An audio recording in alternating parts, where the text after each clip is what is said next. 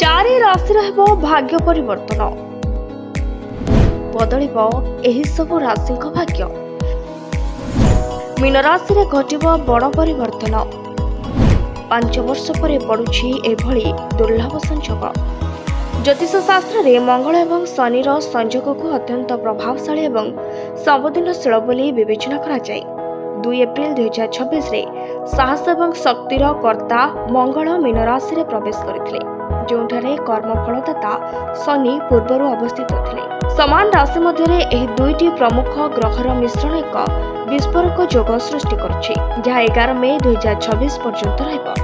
जेतेबेले अग्नि तत्व एवं वायु तत्वर एक ग्रह एकाठी हुअନ୍ତି, सेतेबेले जीवन में हठात एवं गुरुत्वपूर्ण परिवर्तन देखा जाए। आगामी 38 दिन मध्य समस्त 12टी राशि उपर यार प्रभाव पड़िब। वृष राशि एही समय आपणक पई आर्थिक लाभ आनिब, निवेश लाभ देवार संभावना अछि। आपण आपणक वृत्तिगत क्षेत्र में एक दृढ़ प्रतिष्ठा एवं कृतित्व स्थापन करिवे। मिथुन राशि अटक रहितबा कार्य शेष में समाप्त हेब। जदि आपण परिवर्तन एवं नूतन चाकरी खोजुचंती तेबे आपणकू मे 11 पूर्व एक गुरुत्वपूर्ण प्रस्ताव मिलपारे।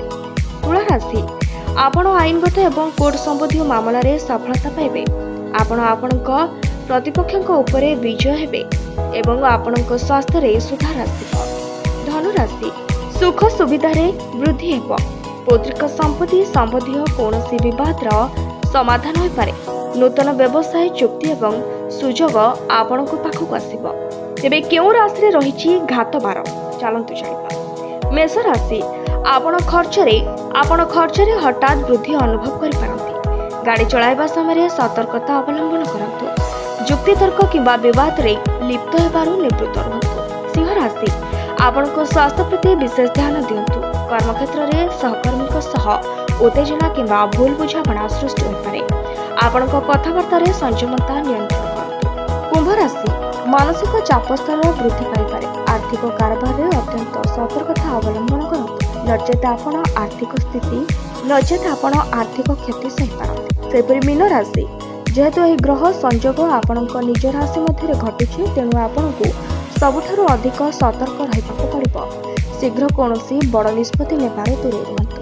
सेपरि कर्कट, कन्या, वृष एवं मकर राशि व्यक्तिविशेष एही समय मध्यम रहिब। कठिन परिश्रम फल प्रदान करिब। हेले आपनकू सफलता हासिल करबा पई किछि संघर्षर सम्मुखीन हेबाकू पड़िपारे। यदि आपण अनुभव करंती जे जिनिस गुड़िक भूल हेउछि, तेबे शनिवार दिन हनुमान चालीसा पाठ करंतु। सुंदरकांड पाठ करंतु। कला तीर दान करबा सह एवं पक्षी को खाइबाकू देबा मध्य एही विस्फोरक जोगर प्रतिकूल प्रभाव को ह्रास करबार साहाय्य करे। एभली किछि खबर जानिबा हम चैनल को लाइक, शेयर एंड सब्सक्राइब।